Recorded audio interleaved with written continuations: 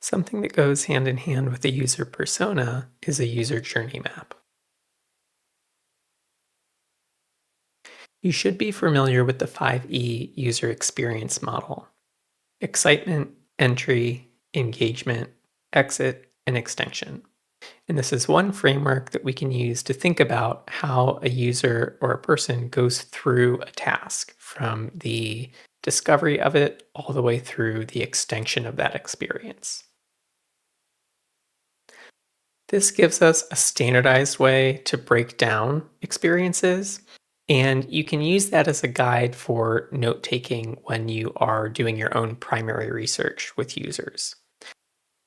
User journey maps are a more specific tool. This is a UX tool that helps us document, audit, and share those user experiences. We create them while we're empathizing with the user throughout research, and then we review them to define the problem and frame the design task. So they're more specific than the 5E experience model, and they go hand in hand with your user persona. It describes how your user persona moves through the journey or experience. Here's one example. This comes from the Nielsen Norman Group. You can see they have the title of a persona at the top here, named Jumping Jamie. They have the scenario. So Jamie is switching her current mobile plan. She wants a plan that can save her money without having to sacrifice usage limits. And then they have expectations, or what that user is expecting as they go through the process. Now, this one isn't mapped one-to-one to the user experience model, but you can see the various stages of phone plan shopping here. So the definition of what it is that she's looking for. She compares the different providers, negotiates with the providers, and finally selects her new cell phone provider. And then within each, there's the specific steps. So within define, there's review, and then defining parameters. Under comparison, the touch points are seeing TV commercials, doing research on the web, and using the current carrier website to compare options. So on and so forth through negotiate. Some touch points in that experience and in that phase are the phone call to the current carrier and the phone calls to competitors. And finally, the decision and the selection of the new plan. Now, the most useful thing throughout here is, now that we have a framework of the experience and the task, what does the user feel at each stage?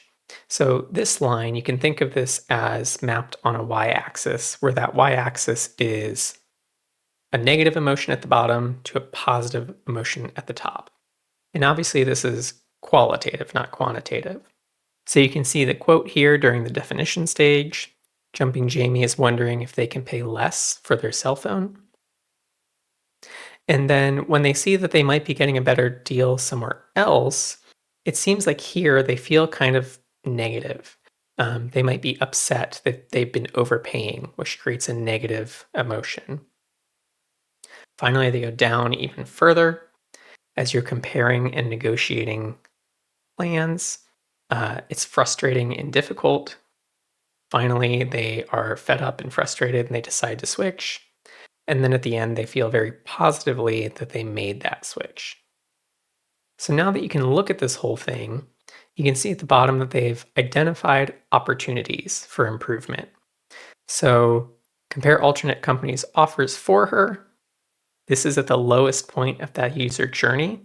So if the designers were able to intervene and introduce something that compared plans for Jamie, that would make this experience much better. You can see a few other options here. And then they also have internal ownership and metrics, so actual things that they can do within the company to fix this problem.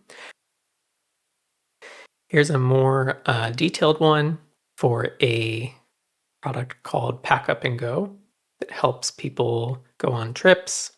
This one is mapped to the 5E experience model, so you can see entice, enter, engage, exit, extend up at the top. The more specific phases of the trip are research, sign up, pack, travel, and feedback.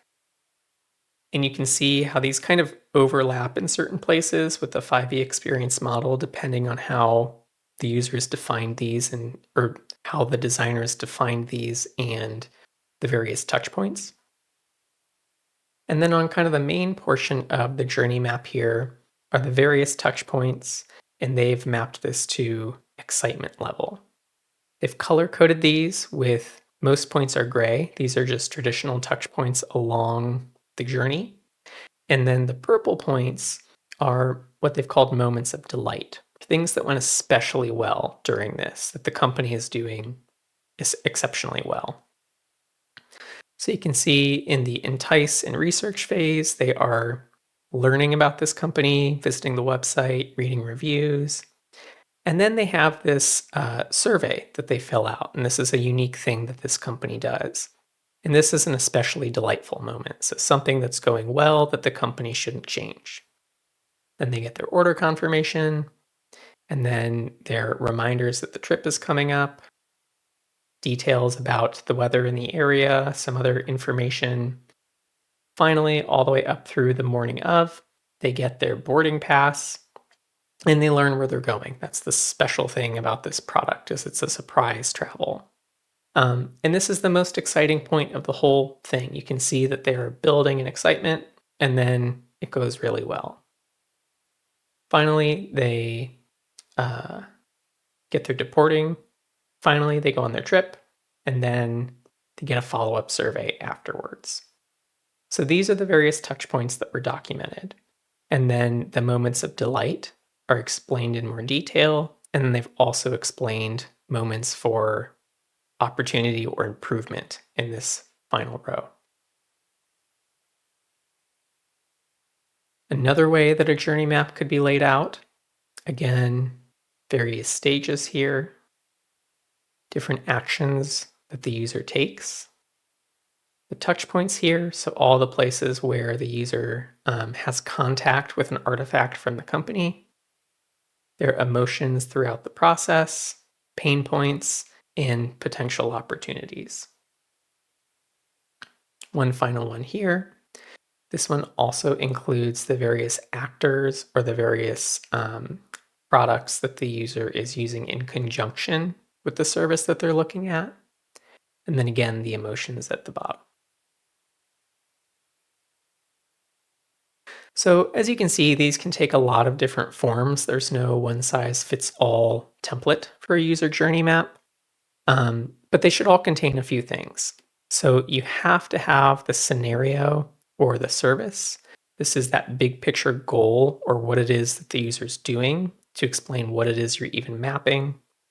The 5E stages broken up, and then those more descriptive stages that are specific to the task, say travel or music sharing, for example. The various touch points within those phases, emotional reactions to the touch points and tasks, and finally, identifications for where design might improve that experience. Again, no one size fits all. If you're looking for one reference, the one I would point to is this. I think this summarizes really well all those different parts. It's nice and clean. You can see how the phases overlap with the 5e model, the touch points, and then potential opportunities. And the whole point of this, just like user personas, is to have a synthesis of your research, to summarize what it is that the user is going through, to understand the process, and to have an artifact that you can refer back to as you're designing.